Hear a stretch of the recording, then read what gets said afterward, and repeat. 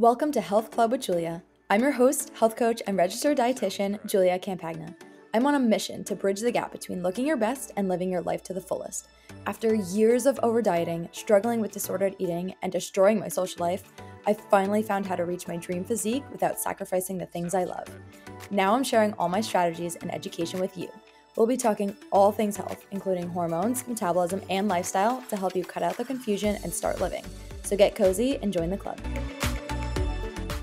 Hello, welcome back to another episode of the Health Club with Julia podcast. I am so happy you are here. Today's gonna be a juicy one. I love today's topic. Combines my two favorite things. One, hormones. Two, more specifically, birth control. I love talking about that shit. And today combines both of those. And I honestly feel like today's podcast can relate to a lot of people too. We're gonna be talking about post-birth control syndrome. So if anybody's come off of birth control and they had like negative experiences with it, listen to this fully. And if you are thinking about coming off of birth control, also listen to it fully, because I want to dive into what can happen post-birth control. So there's this thing, I don't know what word I'm thinking of, but there is this thing called post-birth control syndrome. It's not necessarily like a medical diagnosis, but it is something that we talk about that kind of encompasses symptoms. So basically what it is a term, that's the word I'm thinking of, term, nothing. It is a term that encompasses symptoms that you may feel from stopping your birth control.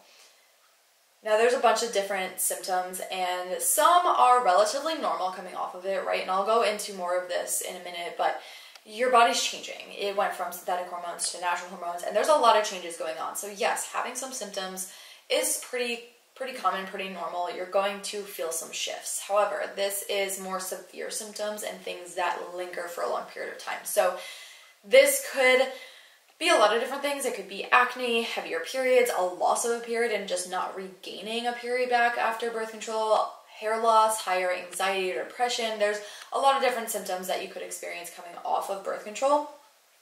And again, I think understanding what is normal, what's not normal is important here. But basically, more severe lingering symptoms that you experience and ones that are pretty, like I said, intense, severe. This is, post-birth control syndrome is the result of both the effects of birth control can have on the body and the withdrawal of the exogenous synthetic hormones. So it's not only coming off of the pill or hormones, whatever, if you don't have the pill version, you're still getting synthetic hormones unless you have the non-hormonal IUD. But for any other form of hormonal birth control, this post-birth control syndrome can come from both just simply stopping the hormones that you're getting.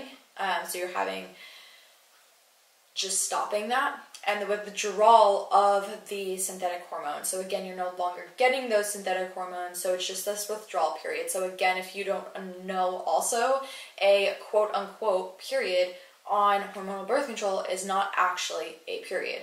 It is a withdrawal bleed. It is a withdrawal from the medication that causes you to bleed.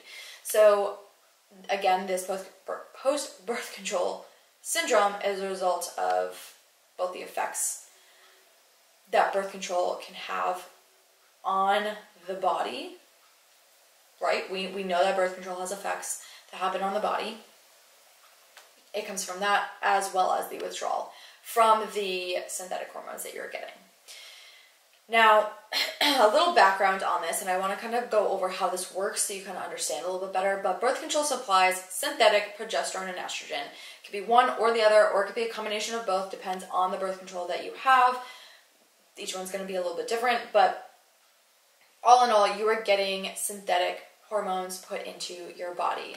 Your body, rightfully so, like if you were actually thinking about it, it makes sense. Your body does not respond the same or follow the same pathways to the synthetic hormones as it does to your natural ones, right? So we are all females, we're born with certain hormones and functions and reproductive system. So our bodies naturally have this pathway that we go through with our cycles and periods and all the, functions of our sex hormones naturally.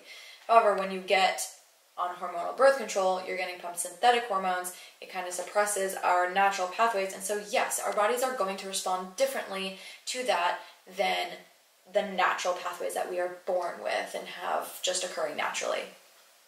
So pills and other hormonal contraceptive methods, it depends if you have shot, the bar, an IUD, whatever type of hormonal contraceptive that you use, they all suppress the body's natural reproductive process. You suppress your hormones. So basically, if you think about a chart, natural hormones have natural curves, natural fluctuations. Synthetic hormones kind of flatline and suppress your natural hormones, and in replace of that, you're getting pumped synthetic ones. So it tries to mimic your hormones, but it flatlines your natural hormones, suppresses your body's natural hormone production, and you have synthetic ones. The hormones they contain help prevent pregnancy in a number of ways. So most of the time, it stops ovulation from happening. Most of the time, most hormonal birth control will stop you from ovulating. Again, suppressing your natural hormones that you have, and stops that because your hormones are suppressed, you no longer ovulate. So that is one way that it helps to prevent pregnancy.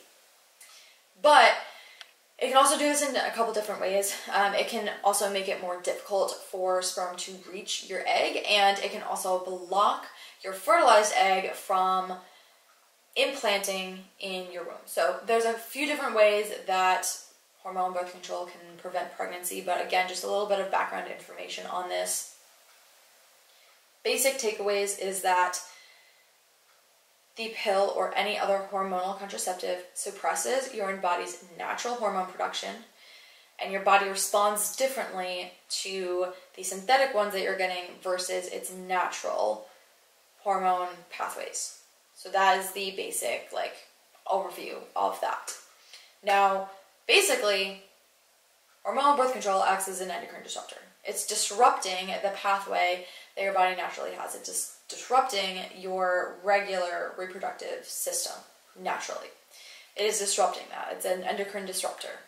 And so you're going to have symptoms and experience symptoms from then trying again to have those natural pathways happen. So again, just going over some symptoms that you might experience. So how are you supposed to know if you have post-birth control syndrome? I think to a certain degree, most people do experience post-birth control syndrome, again, to a degree. Some people it's very minor and you don't really experience symptoms much. Like for me personally, I remember when I first came off of it, I was fine.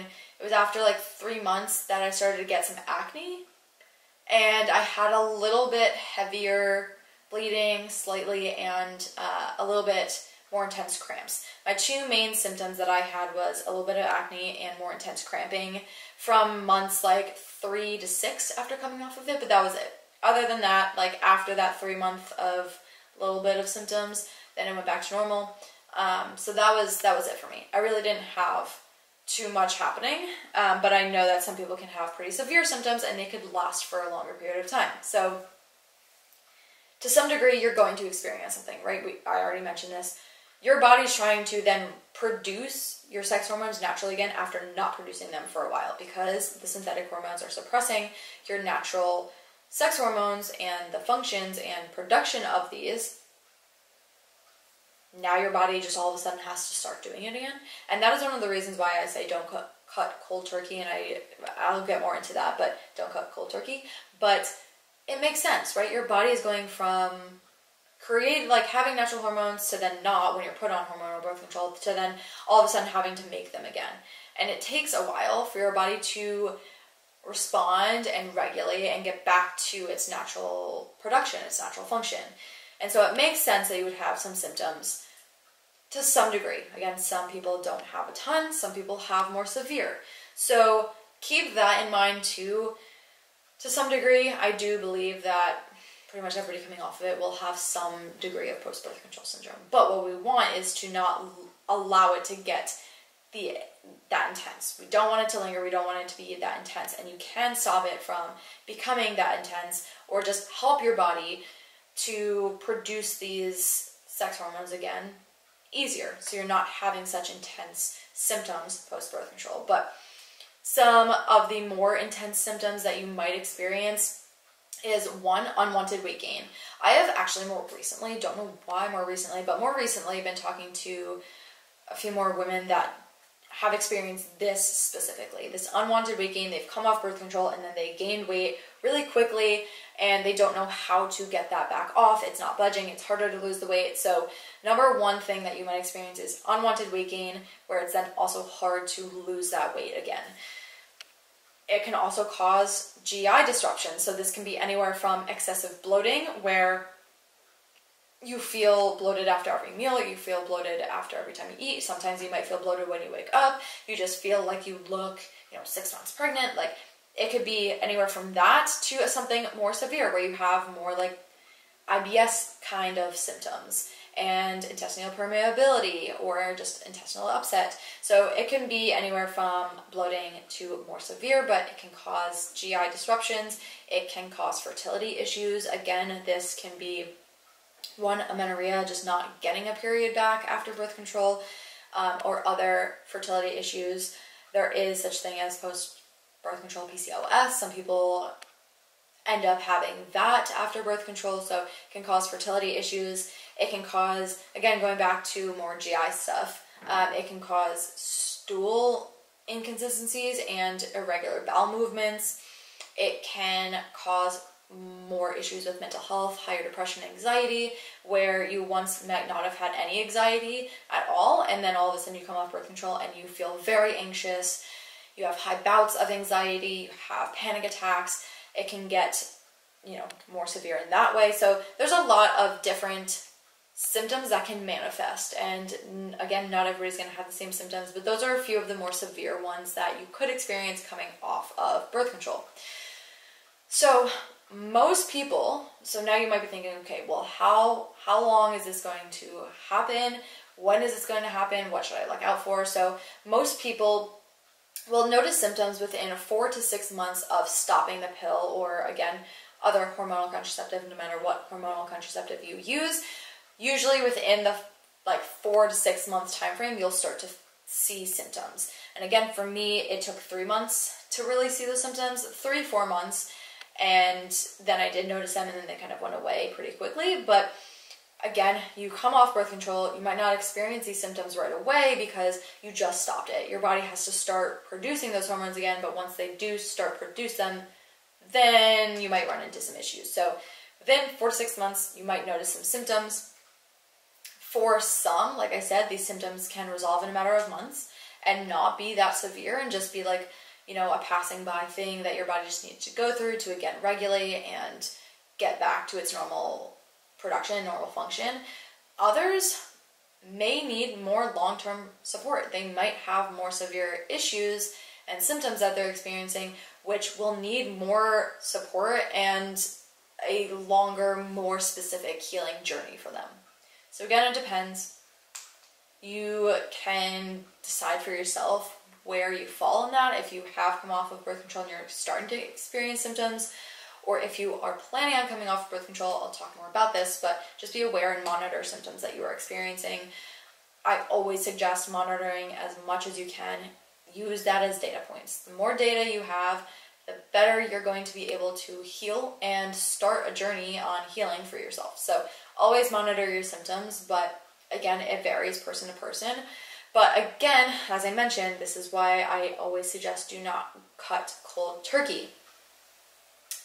Going cold turkey, along with nutrient deficiencies. So again, post or birth control, hormonal birth control can cause nutrient deficiencies in certain things like zinc, magnesium, vitamin B. It can cause deficiencies in certain vitamins and minerals in the body. So going cold turkey on top of already having nutrient deficiencies, you can experience more of these post-birth control syndrome symptoms because your body hasn't been supported previously. It hasn't gotten what it needs before coming off of it to help the transition be easier. So I want to talk about, again, this, and I've talked about how to transition off of birth control, so go listen to previous episodes, but I am going to kind of give like a shorter synopsis in this episode on how to address this and like basic guidelines to kind of follow to help the transition be easier, and how to help heal / manage these symptoms that you're experiencing. So quick disclaimer before I get into all of that. What I say in this podcast is general guidelines.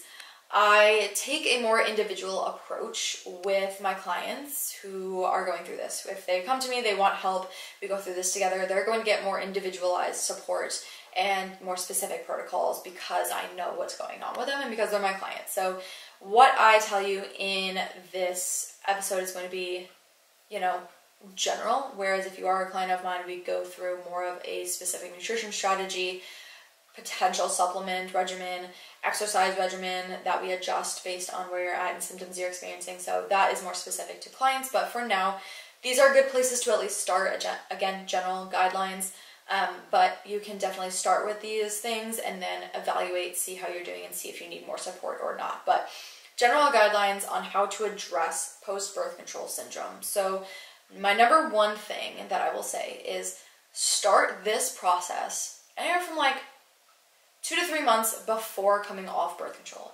You don't want to just start this and then come off right away, or start this after you come off. Generally speaking, you want to support your body before even coming off of birth control. So do this roughly, again, general guideline being 2 to 3 months before you want to stop. So if you know you want to stop in the future, think about when you do want to stop and act accordingly. Prepare the body, support the body, starting anywhere from like 2 to 3 months before coming off of it. So that's my first suggestion on how to address post-birth control syndrome, is get ahead on it before it gets bad. So start before coming off of it. Next thing I want to mention is blood work. So obviously blood work while being on birth control isn't ideal because your natural hormones are suppressed anyway, but what you do want to do is get some blood work done at the time you come off of it. So again, if you are going through this process, you're starting 2 to 3 months before you come off the birth control, that means you probably know when you want to come off of it. Call your doctor, get some blood work done around the time that you come off. Now, does it have to be the exact same day? No, but try to get it within a week or 2 weeks of coming off so you have a baseline to work with. Where are your hormones at baseline coming off of birth control? That'll help you understand where you need to focus more on, like areas of focus, nutrient deficiencies, anything like that, what hormones are more depleted than others. So it'll give you an area of focus for you. So get blood work done at the time you come off of birth control or within a 2-week period. And then also, again, do follow-up blood work anywhere from like 8 to 12 weeks after your initial blood work. So anywhere from 2 to 3 months after your initial blood work, get more, see, anything that was suppressed, did they come up? Are you improving with your hormonal status? Are you improving any nutrient deficiencies? Are you not? Do you have to up doses of something? Do you need to, again, change protocols based on what's going on? So this is just a good way to see, are you making improvements with your hormone health, or is it still where it was at baseline? So always do follow-up blood work, see if there's any improvements, and then again, adjust your protocols as necessary based on the data points that you collect through the blood work. So blood work at the time you come off of it, and then follow-up 8 to 12 weeks later.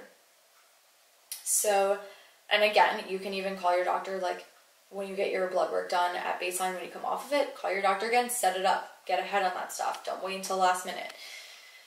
Third thing is nutrient intake. So this is, again, where it's going to be a little bit more specific based on the person, but general guidelines, make sure you're getting a lot of fruits and vegetables. These are going to be key for not only fiber, but also for nutrient deficiencies. Fruits and vegetables are high in vitamins and minerals, and your body is going to need extra support in those areas because, again, the hormonal birth control is going to deplete certain nutrients in the body. So make sure you're getting lots of fruits and veggies. Get like 300 to 500 grams of fruits, vegetables a day. Make sure you're getting, in other terms, if you're not like weighing or like tracking your food like that, make sure you're getting at least 2 servings of each every day. So lots of fruits and vegetables, and then also fiber. Fiber is going to be really important. It's going to help flush out or get rid of excess circulating hormones. It's just going to help with detoxification pathways and overall digestion support. So again, I already mentioned fruits and vegetables. Definitely make sure you're getting a lot of that to increase your fiber, whole grain sources, and also water. Make sure that you are increasing your water with extra fiber. Too much fiber can cause some constipation in people. So rough guideline is going to be anywhere from like 23 to 30 grams of fiber a day. Some people can tolerate more, some people can't. But with additional fiber, you want to increase your water to help, again, flush things out, move things along, so you're not worrying then about constipation. So that's like 3 most basic nutrient guidelines. Lots of fruits and vegetables, 300 to 500 grams a day, or 2 servings of each. Fiber, increase your fiber intake anywhere from 23 to 30 grams, and then also increase your water with that. You might need a little bit more fiber as well, as long as your body can tolerate that. You might even want to go up to like 35 grams of fiber, but again, see how your body tolerates your fiber intake.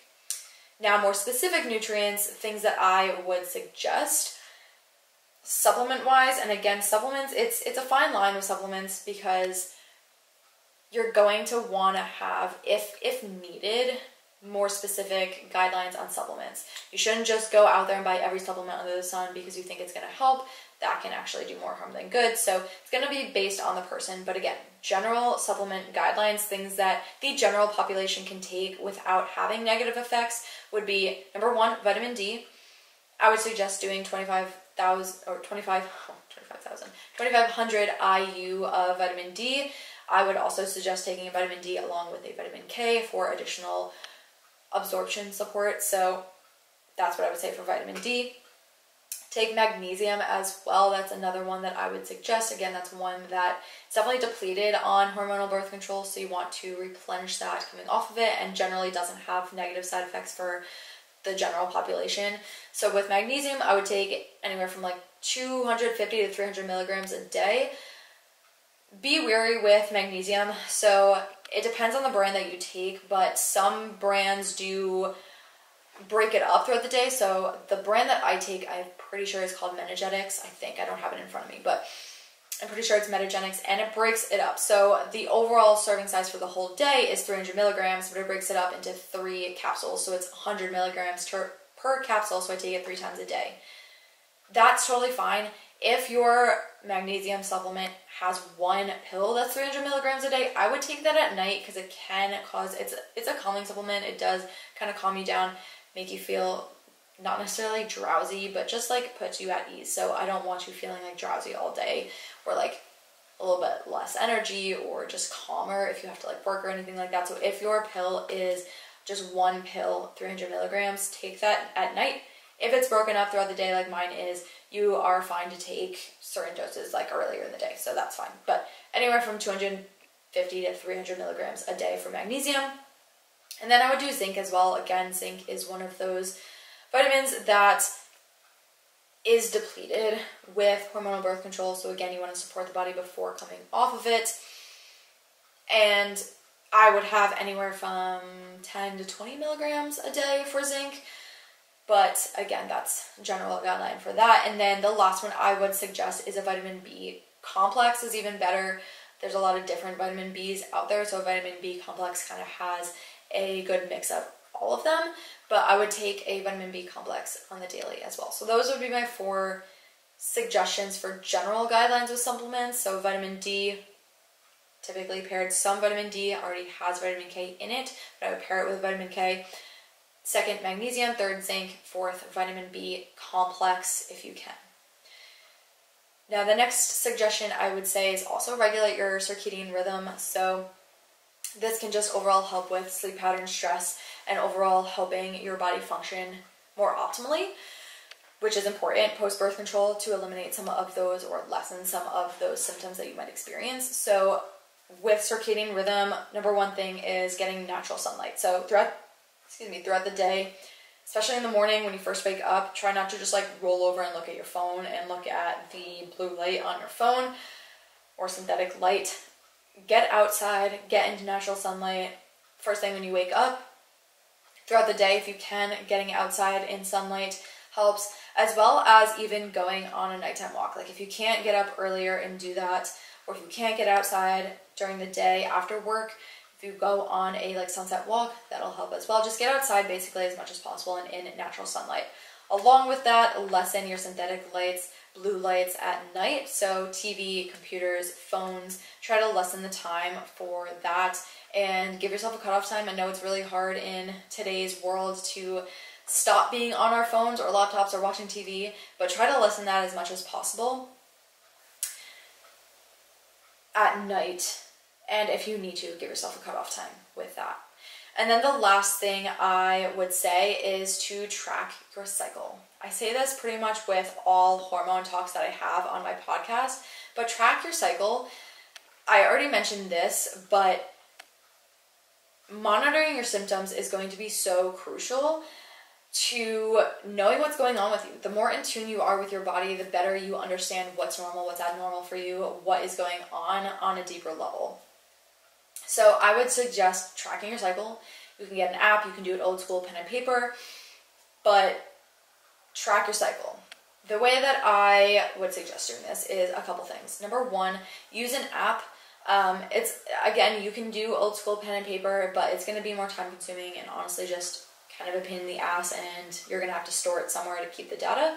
On an app, it stores all your data, and I know the one that I use, it's Natural Cycles. It does have a spot where you can track all symptoms, PMS symptoms, things like your mood, cramping, sore breasts, energy. It has a section for you to just track all of that within the app. So you don't have to like go and write down your symptoms. You can just track it in there and it will log that and keep that data forever. So use an app. It will also help you understand patterns with your cycle and again, show previous data that is just all stored there. It'll average it out. I know, again, mine that I use, it averages out like how long my cycles are, variations in my cycles, a lot of different cool tools. So use an app. It's going to be the most convenient and easy way to track your cycle, length, everything else, as well as symptoms. And again, symptoms are really important, especially if you're going through symptoms right now, post-birth control. It's really important to log that, both for what symptoms are you experiencing, how long have you been experiencing them, how long are you going to be experiencing them, and keeping that data long-term to see, okay, how long has this been going on? Do I need to like adjust and actually give myself some specific protocol? So track your cycle using an app. Also use BBT, which is your basal body temperature. So just getting a thermometer. If you have an Oura Ring and you use the app that I use, Natural Cycles, it automatically connects your thermometer or your temperature in the morning to the app. So that's a nice feature with what the heck am I saying? It is a nice feature for your temperature, your BBT. Otherwise, like I just use a thermometer. I actually use a thermometer that does go along with my app, but tracking your temperature every day, again, it will show you trends in your cycle. It'll show you patterns. It will, there are certain things that happen with our temperature. And again, I have other episodes on this, but basically our temperature changes throughout our cycle. So you can see if your temperature is changing, that's a good sign that you're ovulating. If it's not, maybe you're not ovulating. So it can teach you a little bit more about your cycle. Third part of this is using LH test strips. LH is a hormone that surges around ovulation. So again, using these test strips can tell you, are you ovulating? Are you not ovulating? The app that I use, again, does tell me what days I should be tracking that. If you don't have a cycle, or if you have a irregular cycle, it might be a little bit harder to track your LH. But again, using an app, it should be able to tell you when the app wants you to track, so you don't have to be tracking that every single day. But you might want to, again, if you don't have a cycle or if your period is pretty irregular, you might want to use LH test strips every day, but that's another one. And then the fourth thing is cervical mucus. So again, I have another podcast episode going into more detail with this, but basically cervical mucus does change throughout your cycle as well, and it can tell you a little bit more about your cycle, what you're experiencing, and abnormalities that you might find with that as well. So those would be the 4 kind of tips that I would say with tracking your cycle, but big takeaway here is track symptoms so that you know what's going on with your body, and then you can act accordingly. So that's how I would address post-birth control syndrome. So we have 1, starting the process before even coming off of it. 2, getting blood work done at the time you get off of it, as well as a follow-up. 3, nutrient intake and supplement support. 4, regulating your circadian rhythm. And 5, tracking your... Thank you so much for listening to another episode of the Health Club with Julia podcast. If you loved the episode, share the podcast and tag me, and subscribe so you don't miss any further episodes. If you have any questions, feel free to send me a DM. Thanks for being a part of the club. See you next time.